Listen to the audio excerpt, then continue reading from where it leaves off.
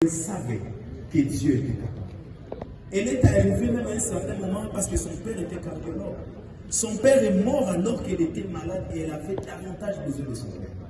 Mais il y a un père qui n'était pas mort, le Père Céleste. C'est lui qui nous accompagne, même quand tout le monde nous abandonne. Aujourd'hui, nous allons accompagner ces corps de son serviteur et chacun rentrera. Il restera certes dans nos cœurs, mais il rendra compte à Dieu.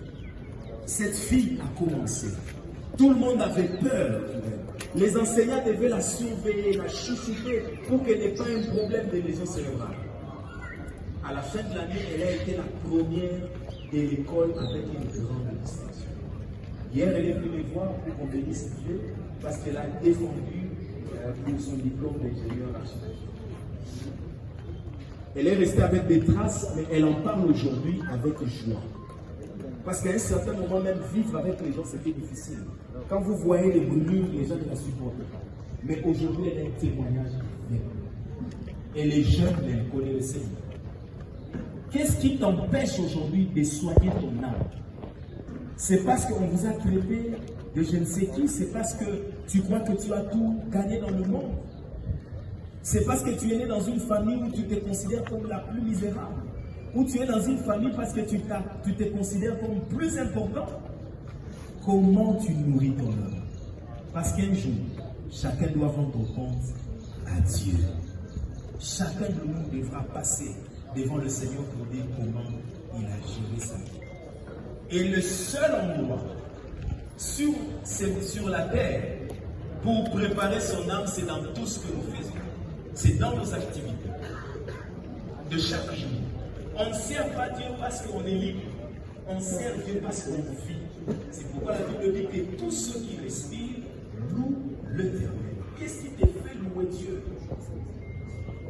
Parce qu'il est le Dieu qui est capable de changer les circonstances.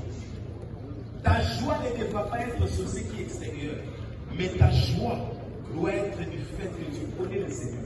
Non seulement que tu le connais, mais lui aussi il te connaît. Il te connaît. Quand tu seras en train de pleurer dans ton cœur, il sera là. Quand tu seras en train de te réjouir dans ton cœur, il sera là. Quand les hommes vont te rejeter, il sera là. Quand les hommes vont t'acclamer, il sera là.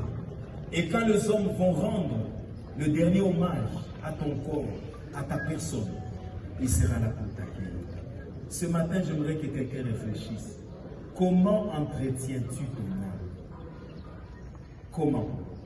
Christ dit que celui qui veut me suivre, qu'il renonce à lui-même et qu'il se charge de sa croix.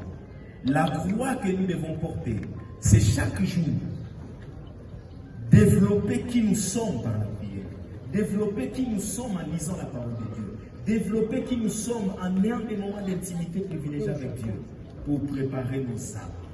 Chaque jour, cette âme subit des coups. J'allais le dire, ça veut être un Congolais aujourd'hui, c'est un exploit. Parce qu'on ne sait pas le soir ou le lendemain quelle mauvaise nouvelle nous allons avoir. Mais être